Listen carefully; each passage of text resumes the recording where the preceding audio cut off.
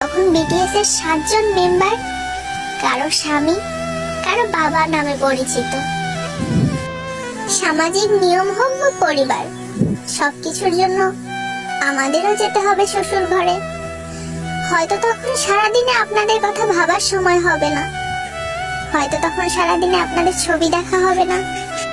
সারাদিন হাজারো ব্যস্ততার পরে যখন ক্লান্ত শরীর প্রশান্তি চাইবে, তখন বিছানায় শরীর এলিয়ে দিয়ে বালিশে মাথা দিয়ে আপনাদের কথাই আগে মনে আসবে। হয়তো চোখ থেকে গড়িয়ে পানি পড়বে, হয়তো স্বামী পাশ থেকে ডেকে জিজ্ঞেস করবে, কাঁদছো কেন?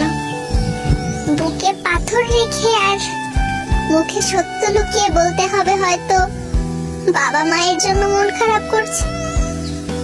আড়ালে হোক, আপনারা আমাদের মনে সারা জীবন